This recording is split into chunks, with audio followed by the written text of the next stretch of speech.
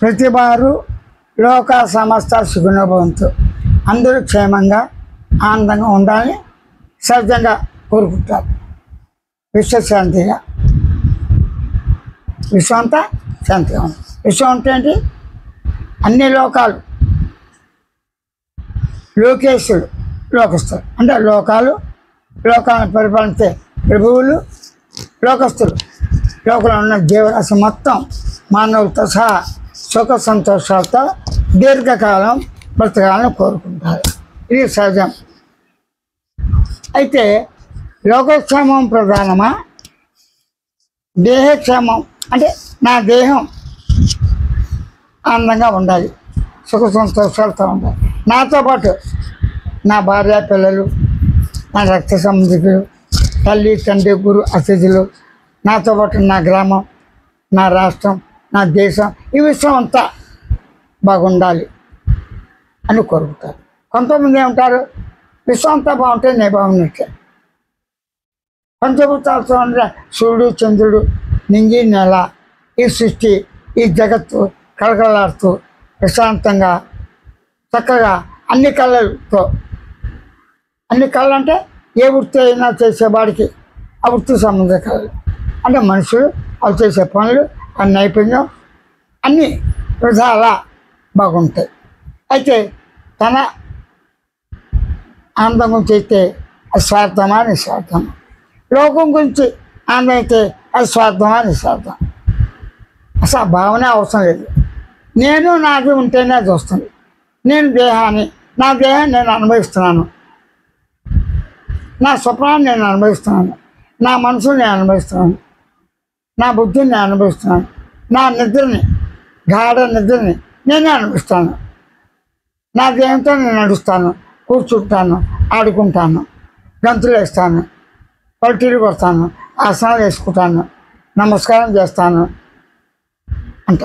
దీనిలో అహంకారం ప్రశస్తి వచ్చిందా? అలాగే నా దేశం, నా మాతృదేశం బాగుండాలి. వాళ్ళు ఎవరున్నారు? నా దేహంతో సంబంధించిన వాళ్ళు, నా దేహము, ఆ దేహంతో వచ్చిన నిద్ర కళ మెలుకులు, ఆ పదార్థం, ఈ సర్వం కూడా నాతో ఉన్నదంతా కూడా, ఈ సర్వం నాకు వేరుగా కనిపించే ఈ సృష్టి, ఈ విశ్వము, ఈ అండపిండ బ్రహ్మాండాలు, లోకాలు, లోకేశ్వరులు, లోకస్తులు అందరూ కూడా క్షేమంగా ఆనందంగా ఉండాలి. అంటే నువ్వు ఏ విధంగా కోరుకున్నా నీతో పాటు ఉన్నవి లేదు, సృష్టితో పాటు ఉన్నవి, సృష్టితో పాటు ఉన్నవి నేనున్నా, నాతో ఏమున్నాయి సృష్టిని కాదు. రెండు వేరు కాదు, ఒకటి కాదు, ఎప్పుడూ ఉన్నాయి అంతే, కలిసి ఉన్నాయి. విడగొట్టడానికి వీలు లేదు. నేను వేరు దేహం వేరు ఎవరైనా విడగొడతారా? నేను వేరు మనసు వేరు అంటారా? నేను వేరు బుద్ధి వేరు అంటారా? నేను వేరు నిద్ర కళ మెలకువ వేరు అంటారా?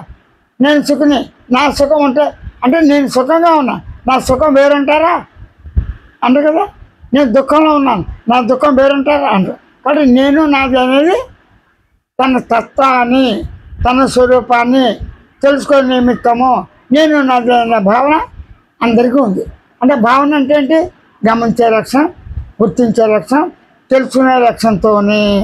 అంటే గమనించదా, గుర్తించదా, తెలుసుకుంటా, శబ్దంతో తెలుస్తూ, నిర్వికారంగా ఉంటే వికారంగానూ ఉంటూ, భావించేవాడిగా నన్ను నేను స్వయంగా ఉన్నాను. స్వయంగా ప్రకృతి ఉంది, స్వయంగా సృష్టి ఉంది, స్వయంగా ఈ విశ్వం ఉంది. స్వయంగా అన్నవాడు స్వయంగా లేకుండా ఇదంతా స్వయం ఎలా చెప్తాడు? అంటే నాకు నేనే, ఎవరికి వారే, ప్రతివారు, ప్రతి వ్యక్తి, ప్రతి మనిషి, ప్రతి మానవుడు స్వయంగా ఉన్నాడు. అదే ప్రతి జీవరాశి స్వయంగా ఉందిగా. స్వయంగా దాన్ని బేట అది అక్కడప్పటికీ స్వయంగా తన సుఖసాకాలు తనే చూస్తుంది.